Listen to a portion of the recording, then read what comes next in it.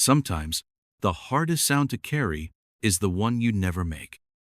Not the shout, not the plea, but the silence of being dismissed in plain sight, while holding the truth no one wants to hear. She didn't flinch when he called it theater. She didn't tremble when the weight of every ignored email, every closed-door meeting, every dollar wrapped in polite language landed on her shoulders. Jasmine Crockett sat still not because she didn't feel the storm, but because she'd already learned to breathe inside it. Her voice didn't rise. Her hands didn't shake. But inside that calm was a woman who knew what it meant to be overlooked and chose not to stay there. And when the moment came, she didn't speak to prove she was right. She spoke so the truth wouldn't be wrong alone. What happens when the silence finally answers back? Sunday mornings on Common Ground America weren't supposed to feel like this. The studio in New Haven, Connecticut was colder than usual, but not from the AC. There was something else hanging in the air, something tighter than tension, heavier than politics. It wasn't even 9 o'clock, but JD Vance looked like a man who'd already won the day.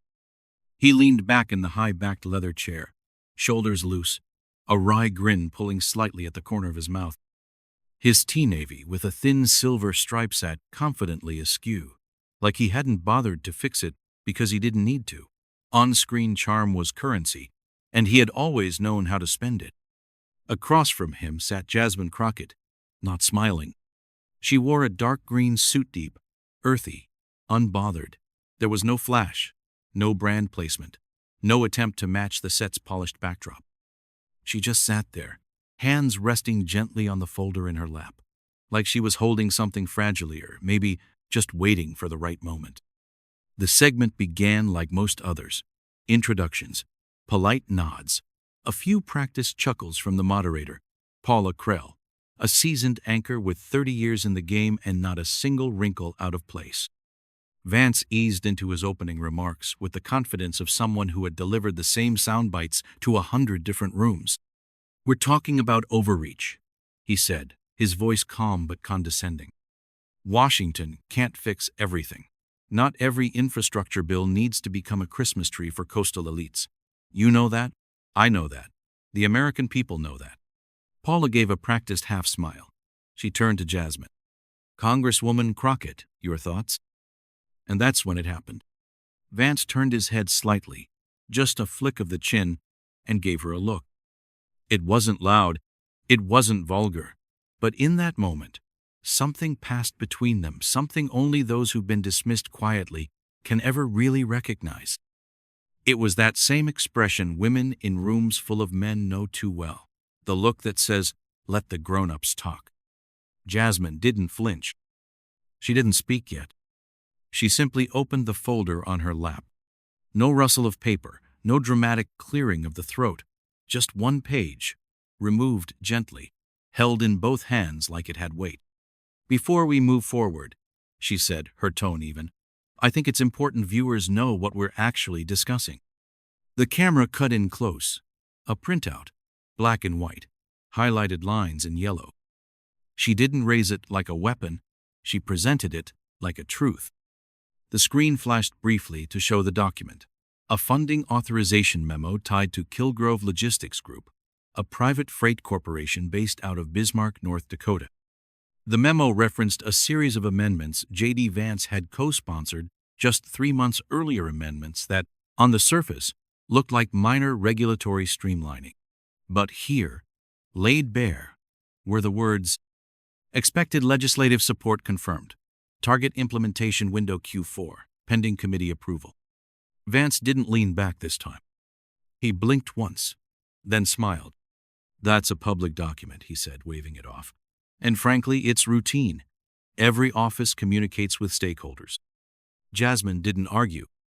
She pulled out another sheet, then another. Each one held the same calm presentation. No drama, no accusatory tone.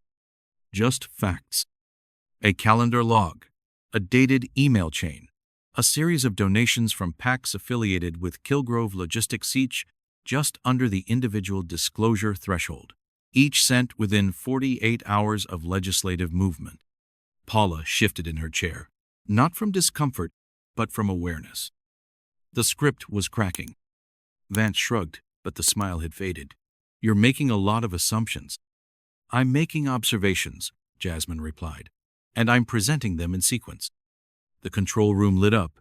On a separate feed, the fact-check team began sifting through FEC filings. One technician leaned over another's shoulder. A producer whispered something into Paula's earpiece. It was happening faster than expected. This wasn't supposed to be the moment, but something about that first look, that tiny flicker of dismissal, had pressed a button long held down in silence. And Crockett, well, she hadn't come to fight. She had come to testify. Vance cleared his throat, tried to reclaim tempo. "It's cherry-picking. You could build a narrative out of anything if you only show half the picture." Jasmine didn't look at him. She looked directly into the camera. "The other half's in the appendix," she said. "We'll get there." There it was, the pivot. The moment the crowd at home leaned in, when coffee cups were set down, when living rooms across America stopped buzzing and started paying attention. She hadn't made an accusation. She had just offered an invitation. Look closer. And Vancia knew it. Not because he was guilty, not because he had planned anything nefarious, but because he had stopped looking. Somewhere along the way, he had stopped asking questions about how the support showed up, only that it did. And now the folder on the table was asking the questions for him. It wasn't a takedown. Not yet. But it was a shift, a quiet one, a careful one. And in the silence between Crockett's sentences and Vance's reaction, something irreversible had begun. The public didn't have all the facts, but they had something better. A sense that the silence was breaking. And sometimes that's louder than any headline. Long before she ever unfolded that first page on live television, Jasmine Crockett had been sitting with the weight of something she couldn't name yet couldn't ignore. It had started 3 weeks earlier, in a windowless conference room 3 floors beneath the Capitol Rotunda, during what was supposed to be a routine oversight briefing. The room was full of suits and screens, dotted with plastic cups of stale coffee, and the constant hum of legislative fatigue. Crockett had been there to review updates on federal infrastructure, disbursement bridge repairs in West Virginia, freight expansion in Ohio, federal subsidies in rural Montana. It was dry, boring even.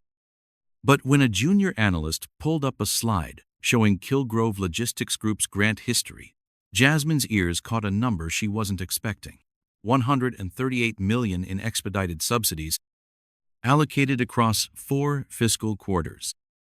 She remembered leaning back slightly, then forward again. The analyst, a young woman in her first year on the Hill, fumbled for a moment. "It was pushed through during Q3 appropriations," she offered. "Expedited classification." Expedited. Jasmine remembered that word like a door creaking open too fast. That night, she went back to her office and pulled campaign finance filings not just for Kilgrove, but for their known affiliates. Names like North Star Freight, Weyburn Pacific, and Midline Transit Solutions. And then she saw it, a donation pattern that moved like a tide, never overt, never traceable to a single hand. But if you looked wide enough, long enough, you saw the rhythm. That's when she called Gavin Price. A former budget litigation attorney out of Tallahassee, Gavin wasn't flashy. His glasses were always a bit crooked, and he took his coffee with 3 sugars and a splash of whole milk never cream. But he could read a federal ledger like a detective reads motive. Within 2 days, he had mapped a timeline that didn't just raise red flags, it spelled something close to choreography. A donation, a meeting, an amendment, a thank you note. Then silence. It wasn't illegal, not on paper, but it was engineered. And that terrified Jasmine more than anything, because she knew that systems like these, quiet, systemic, calculated, didn't collapse under outrage. They adapted. They waited. They had outlived outrage before. So she didn't go to the press. She didn't tweet. Instead, she reached out to someone she never thought she'd speak to again: Eugene Mallory. Once a mid-tier policy director for the National Transportation Finance Committee, Eugene had spent 8 years coordinating communications between lawmakers and federal grant recipients. He was the kind of man who remembered flight numbers and brought his own Ethernet cable to hotels. And then one day, he vanished. No scandal, no statement, just stopped showing up. What few knew was that 2 months before he left, Eugene's brother Martin, a long-haul trucker, had suffered a spinal injury during a late-night delivery run in Nebraska.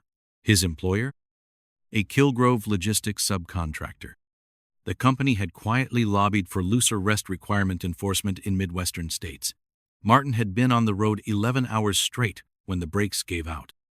The insurance fought it. The subcontractor denied liability. Martin lost the case, and Eugene lost whatever belief he had left in necessary compromise. When Jasmine called him, she expected to get voicemail. Instead, he picked up on the first ring. "You're not calling to check in," he said. "I'm not," she replied, "but I am calling to listen." They met in Savannah, at a small cafe where the owner still called regulars sugar, and the air smelled faintly of cinnamon and sunblock. Eugene didn't bring files. He brought questions. "How far do you want to take this?" he asked. Jasmine didn't blink. "As far as the truth goes." He nodded slowly, then opened his briefcase. Inside were 2 USB drives and a stack of printed emails bound with a paperclip. "This is what I have," he said. "It's not scandalous. It's not dramatic. But it's real. It's systemic. And it's traceable." That night, Jasmine didn't sleep. She read every page twice, some 3 times. She marked margins, scribbled questions, circled phrases like timeline assurance and fiscal alignment. By morning, she called Gavin again. "We need verification, not vibe, not inference, legal grade." Gavin called in 2 former DOJ auditors. They cross-checked file metadata, donation dates, amendment timestamps. They matched congressional calendars to call logs. It all held. What startled them most wasn't what the documents showed, but how ordinary they were. No bribes, no suitcases of cash. Just patterns. Emails that read like thank you notes. Calendar invites buried under vague subject lines. Committee language that had been softened, streamlined, adjusted for feasibility. A few words here, a phrase there. And then millions shifted. Weeks passed. Crockett built a wall in her office out of printouts, each one labeled, connected, traced. Her staff kept asking if she was preparing for a hearing. "No," she said. "I'm preparing for a moment." They didn't know what that meant. Not yet. She practiced in private, ran mock interviews in front of blank walls, rehearsed rebuttals with Gavin reading Vance's talking points. Not once did she raise her voice. "I don't need volume," she said. "I need clarity." Meanwhile, outside her circle, the pressure built. A senior colleague told her to be careful. A journalist texted asking for a hint. A lobbyist she didn't remember meeting sent flowers. She threw them out. At night, she walked Capitol Hill alone, earbuds in, music low. She wasn't looking for inspiration. She was chasing stillness. The final decision came in the form of a question asked quietly, almost too softly to hear. It came from Gavin, who had watched her pace back and forth across the carpet for half an hour, folder in hand. "Do you want to make headlines?" he asked. "Or do you want to make a record?" That stopped her, because she knew the cost of both. Headlines fade. Records remain. "I want it written down," she said, "so it can't be rewritten." The night before the live segment in New Haven, Jasmine sat in her kitchen with the folder beside her and a cup of black coffee going cold. No calls, no prep team, no last-minute notes. Just her and the quiet. Not the kind that whispers doubt. The kind that says, "Be ready, they won't see you coming." And when Sunday morning came, she didn't wear red. She wore green dark, grounded, deliberate. And she smiled, not because she felt triumphant, but because she knew something they didn't. The weight behind that smile? It was preparation, memory, conviction, and evidence. At exactly 8:59 a.m., the studio's red light flicked on, and the host's voice turned just a bit smoother. She leaned in with practiced grace and said, "We're back on Common Ground America. With us today, Senator JD Vance and Congresswoman Jasmine Crockett there to discuss the intersection of infrastructure and campaign finance reform." To viewers at home, it began like any other panel. Senator Vance opened with ease. He spoke of legacy, of building roads, of not letting hyper-partisan noise derail bipartisan progress. It was clean, measured, familiar. Crockett didn't interrupt. She watched. Her eyes didn't flicker. Her hands rested calmly on her lap. The folder, thick but neat, lay closed on the table between them. It wasn't time yet. Paula Kreltha, moderator, toward her. "Congresswoman, you've been notably quiet. Do you have a response?" Jasmine leaned forward slightly, her voice steady.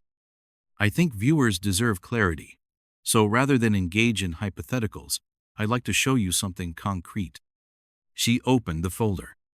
Not quickly, not dramatically, deliberately. The first page she removed wasn't the most damning. It wasn't meant to be. It was an orientation piece, a basic memo dated August 17, 2024, from a legislative staffer to the Office of Federal Transportation Grants. It summarized preliminary language for a regional logistics waiver backed by Senator Vance. Nothing illegal, nothing scandalous. But the donor named in the margins, Kilgrove Logistics Group, was familiar to anyone who had tracked recent infrastructure votes. Vance's smile didn't vanish, but it held differently, now stiffer, like fabric caught in steam. Jasmine continued, flipping to page 2. It was a donation summary, 3-pack contributions, all routed within 72 hours of the policy's first reading, each just shy of 15-0. Each to a different committee aligned with Vance's campaign infrastructure. The screen behind the moderator showed a live chart, compiled in real time by the network's data team. Color-coded dots began appearing, mapping donations against amendment timestamps. Still, Vance remained composed. "Correlation isn't causation," he said, arms now folded. "We all know that." Jasmine didn't look at him. She pulled out the third page. An internal memo from Eugene Mallory, dated July 22, addressed to a federal compliance liaison. In it, Eugene detailed what he called policy alignment strategies shared by Kilgrove lobbyists in a closed-door session with Vance's policy director. The language was dry, bureaucratic, but it included a sentence that drew a sharp breath from Paula. "We anticipate positive movement on Section 418 once Senator Vance's office finalizes timeline coordination." For a moment, the studio paused, not from direction, but instinct. The kind of pause that happens when truth nudges through the seams. Paula blinked. "Congresswoman, are you implying quid pro quo?" "I'm not implying anything," Jasmine said. "I'm documenting it." And then she did what no one expected. She handed the document to Paula. Not to Vance, not to the camera, to the moderator. It was a transfer of burden, of scrutiny, and Paula took it with both hands. In the control room, producers scrambled. One tapped into the network's fact-check feed. Another signaled the graphics team to prepare a real-time verification overlay. Vance adjusted in his seat. His tone shifted lower now, tighter. "If this is real, and I'm not saying it is, it still proves nothing about motivation or influence. It's circumstantial." Jasmine flipped to a fourth sheet. This one was different. It was a printed email, plain black text, sent from senior lobby at kilgrovegrep.net. Subject: "Thank you for continued alignment." The recipient: Senator JD Vance at senate.gov. The body was brief. "Gratitude for your discretion and resolve," followed by a reference to the upcoming vote on rail deregulation. Paula's voice dropped slightly. "Have these communications been authenticated?" Jasmine nodded. "By 2 independent analysts. We verified domain origin, message metadata, and internal timestamps. All match." The confirmation came from the control room seconds later. Verified. Internal Kilgrove domain. Message chain consistent with server logs from Q3. Now it was different. JD Vance didn't lean back anymore. He sat forward, elbows on the table. "What you're doing," he said slowly, "is turning legislative process into courtroom theater." Jasmine didn't raise her voice. She raised a printed calendar. "Then, let's talk process," she said. She pointed to a date, September 12, 2024. "On this day, Kilgrove Logistics requested a meeting with your office." She flipped the calendar page. "On the 13th, 3 new line items were introduced into the Infrastructure Expansion Bill." Another page. "On the 14th, 3 separate contributions from PACs linked to Kilgrove were submitted." She paused. Coincidence can survive once, maybe twice. But at some point, coincidence becomes choreography. The room was quiet again. Vance opened his mouth to respond, but Paula held up a hand. "We're receiving new information," she said, fingers pressed to her earpiece. "Our verification team just confirmed that 2 of the donations Congresswoman Crockett referenced were routed through subsidiaries of Weyburn Pacificone of Kilgrove's known shell entities." The image on screen shifted again. A dotted map, corporate names, campaign committees, arrows. The studio's temperature hadn't changed, but it felt colder. Vance's voice was measured, but his fingers tapped now against the desk. "You're crucifying a system that every office uses. Every member of Congress talks to stakeholders." "That's true," Jasmine said. "But not every member changes the script after lunch meetings. Not every member forgets who they were sent to represent." And then she said something that didn't make headlines but lived longer than any tweet. She turned to the camera, calm and centered, and said, "You don't need to understand campaign finance law to know when something smells wrong. You just need a nose and the courage to trust it." Viewers across America leaned in. Some were silent. Some texted friends. Some took screenshots. But everyone knew this wasn't performance. This was a curtain slipping. And behind it wasn't a villain.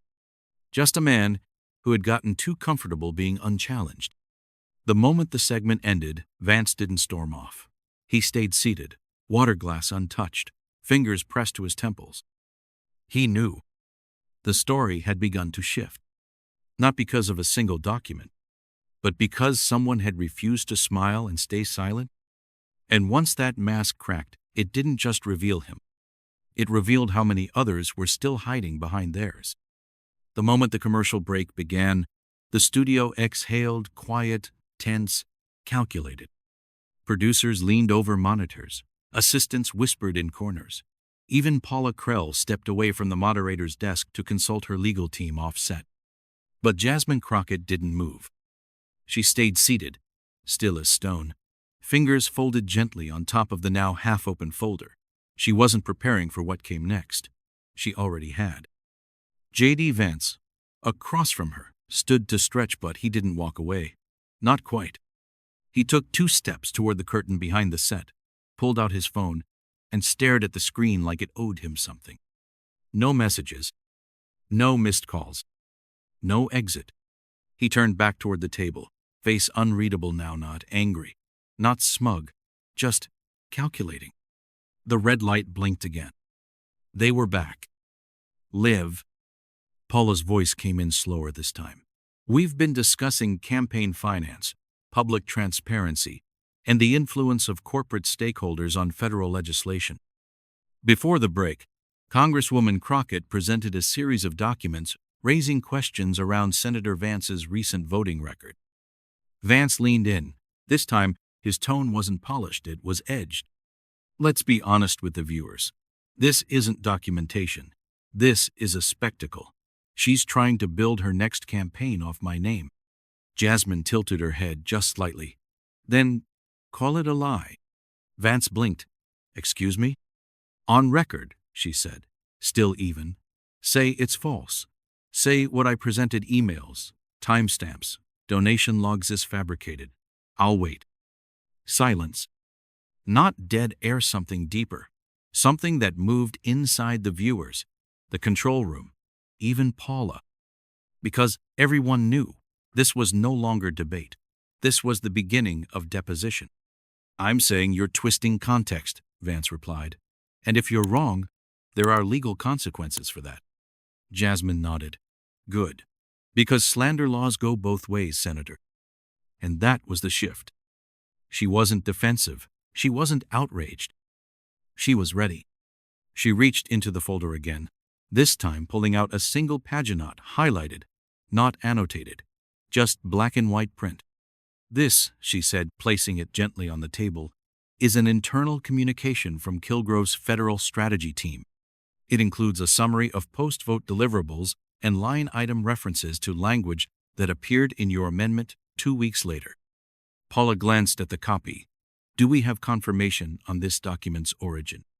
"We do," Jasmine said. "And if there's any doubt, I've included the full metadata chain in the flash drive I gave to your producer." There was no slam of the fist, no raised voice. Just one woman speaking slowly, carrying the weight of her words like a surgeon carries steel. "The language in that email," she continued, "matches legislative phrasing that didn't appear in public drafts until days later. It's not suggestion, it's authorship." Vance leaned back again, exhaling hard. "We consult with experts all the time. Industry, advocacy, groups, every member does it. But every member doesn't upload those edits to legislation hours after a closed-door breakfast," Jasmine replied. And then she dropped the part that no one saw coming. "In fact," she said, glancing calmly at her notes, "you didn't just upload the revisions. You submitted them using the original formatting template from Kilgrove's internal system. The line spacing, indentations, even the footer code, they match exactly.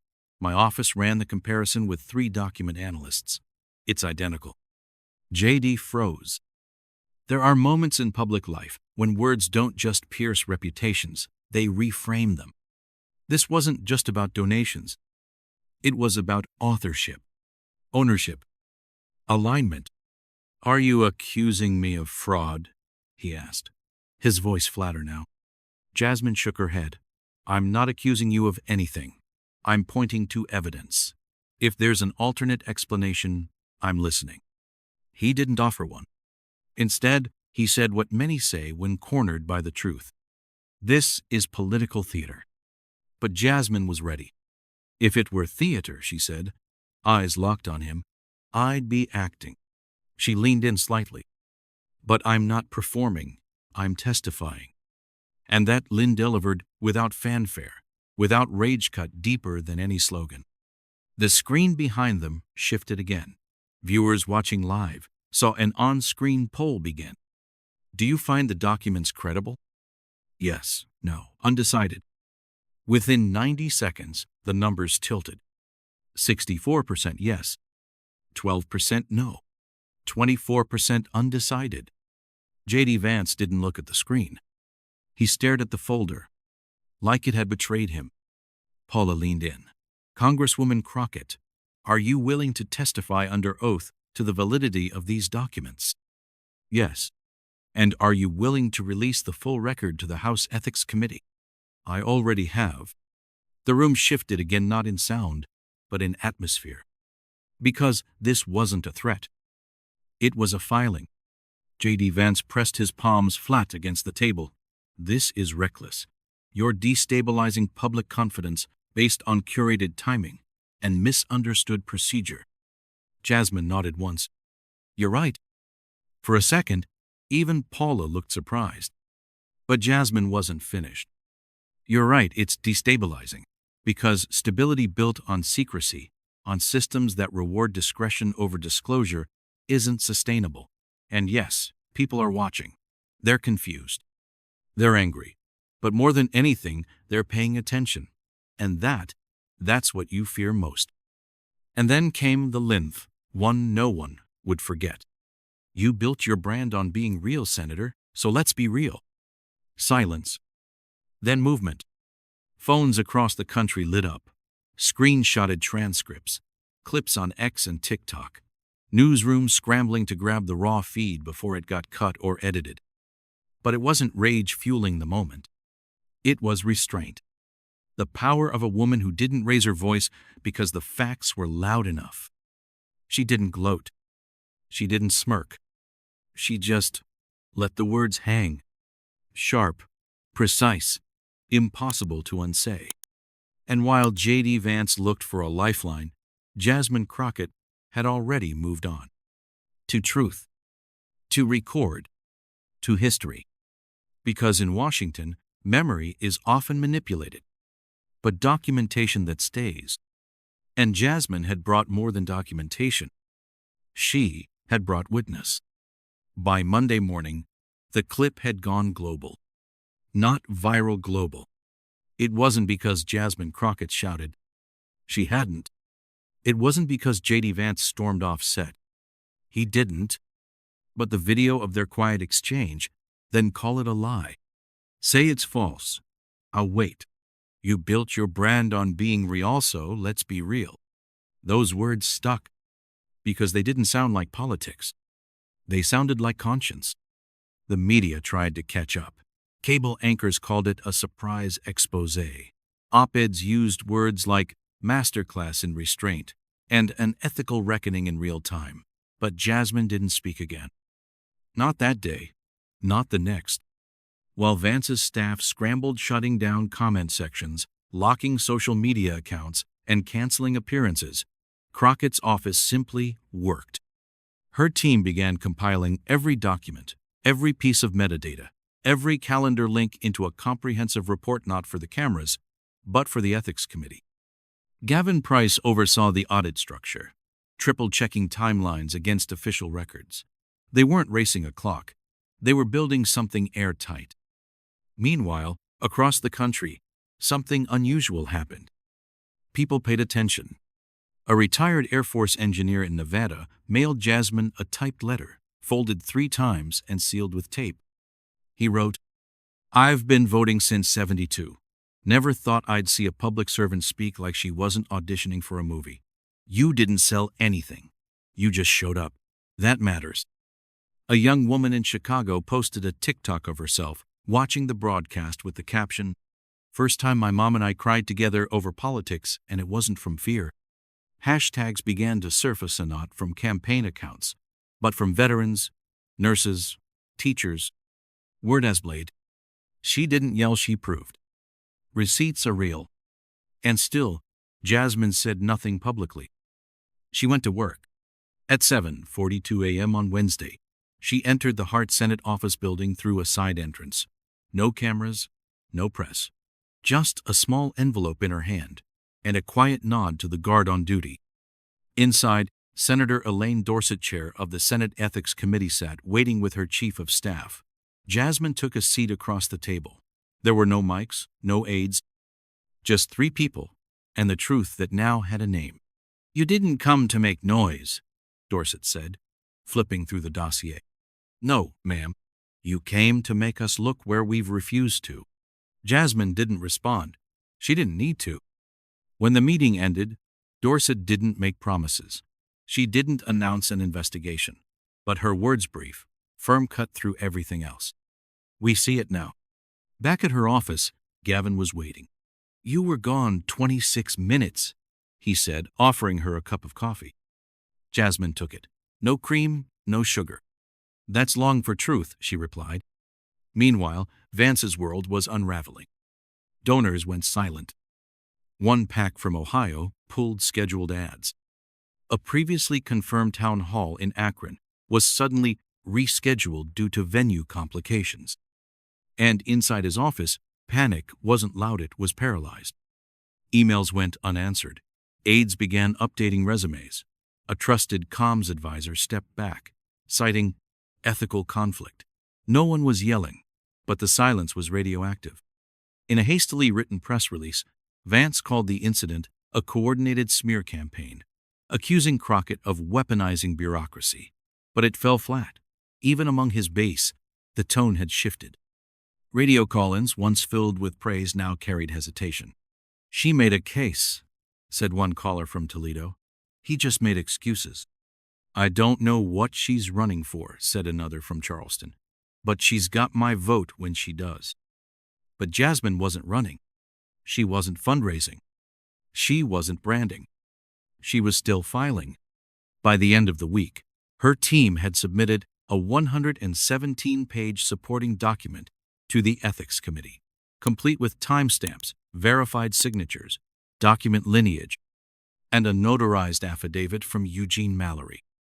Mallory had never intended to be a whistleblower. He had said it plainly, "I just stopped plugging my ears." But in doing so, he had given the system a mirror it couldn't dodge. And then, just when it seemed the noise might settle, second echo landed. An email. No name. No greeting. Subject: Check Appendix C. Inside was a document Jasmine hadn't seen before, cross-reference. Not of Vance's records, but of another senator's edits that mirrored Kilgrove phrasing down to the punctuation. Attached was a voice memo. It was Clara Bowman, a senior legislative researcher from Missouri. "I kept my head down. I didn't say anything when the language came through. I thought maybe it was just standard drafting. But after your broadcast, I checked, and it wasn't just him. It's been all over." Clara didn't want recognition. She wanted resolution. Jasmine sat at her desk that night, the lights low, the window cracked just enough to let the sound of DC breathe in. She wasn't surprised, just resolved. She wouldn't go public yet. Not because she was protecting anyone, but because the structure of silence had to be dismantled carefully. So she drafted a second report, this time focused on systemic influence patterns across committees, across bills, across party lines. Not an attack, a reflection. And still, she said nothing in public, because the echo was already louder than her voice. Letitia Graves, a 64-year-old retired teacher in Georgia, sent her a handwritten postcard with a pin of a sunflower taped inside. The note said simply, "Let the truth fly." By the end of October, the Senate Ethics Committee confirmed an initial review had begun. 3 more staffers from different offices reached out, quietly, carefully, all offering documentation, all saying the same thing. "We weren't sure it mattered before." And that was the legacy. Not a viral clip, not a headline, but a shift in who felt entitled to speak and who felt obligated to listen. Jasmine didn't celebrate. She didn't hold a press conference. But she did move the folder. Not to storage, to her shelf, not as a trophy, but as a record. Because sometimes what changes everything isn't what you say the loudest, but what you refuse to leave unsaid. Have you ever been in a room where the silence said more than the people in it? Where you didn't raise your voice no because you were weak, but because the truth was already standing beside you, holding the weight you've carried alone for too long? Jasmine Crockett didn't shatter glass. She didn't wage war. She showed up with the truth in one hand and her dignity in the other. And sometimes, that's the loudest kind of courage there is. This story wasn't about taking someone down. It was about standing up when no one expected you to. So let me ask you, have you ever had to stay calm while carrying something that could shake the room? If you're still carrying it, just know, silence can be powerful, but so can your voice. And there's a difference between staying quiet and standing steady. If this story meant something to you, I hope you'll share it. Not for the drama, but for the quiet truth inside it. For the people who felt overlooked, outnumbered, or unheard. Subscribe to the channel if you haven't already. Drop your thoughts in the comments. Your story might be the one someone else needs to hear. And if you know someone who needs to see what it looks like when resilience meets responsibility, share this episode with them. Because today wasn't just about one hearing. It was about the people who never get one. And as Jasmine Crockett reminded us, I'm not performing, I'm testifying. We'll see you in the next story. Stay tuned.